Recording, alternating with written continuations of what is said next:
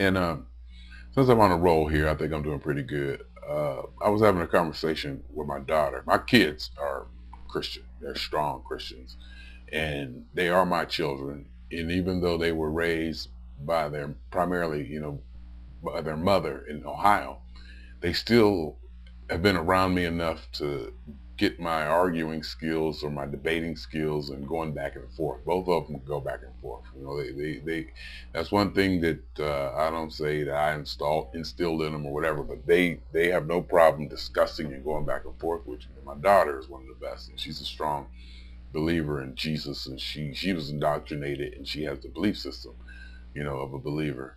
And well, in fact, she even wrote a essay about me being an atheist, but still being one of the goodest or best person she knew. One of the most righteous people she knew, even though I was an atheist. I just don't believe.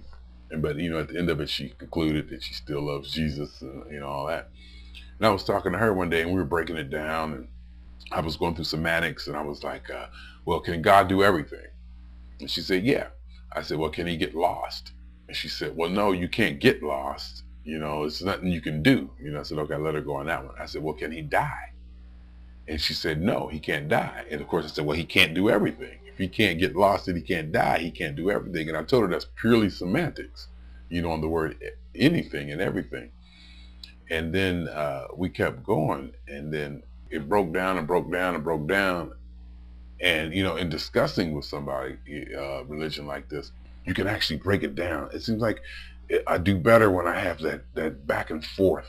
You can get inspired by other people's rebuttals, and you can just keep drilled down to a certain point.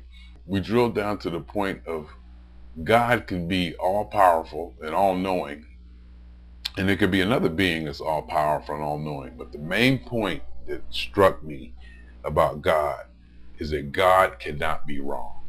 That is the key point of God. You can be immortal, you can do everything, you can be everything, you can have a entity right alongside God that's just as powerful, but God cannot be wrong. There's nothing he can do that can be wrong. Now, to have faith that something like that exists, I can almost understand it. It's all almost like unreal. Not unreal, but it's almost not illusionary or virtual or imaginary. It's more of a concept of believing in something that cannot be wrong, that this entity, no matter what it does, is right. And to have faith in something that you're going to follow and believe in no matter what is very comforting. And it hit me one night, you're laying in the bed, you're thinking, you say, wow, I can understand why people would want to have a God, something or something that cannot ever be wrong, no matter what. It's always right. And, because I broke it down to her, I said, well, if God can do anything, can he be wrong? And she said, no. Well, then he can't do everything, then can he? Then I told her with semantics, we go back and forth, and, she gets to that point where, she's strong, so she'll get to that point where, just get that, not, in a mean way, but like, I'm gonna believe what I want to believe. I can't think of nothing right now, but I'm gonna get you, and it was good.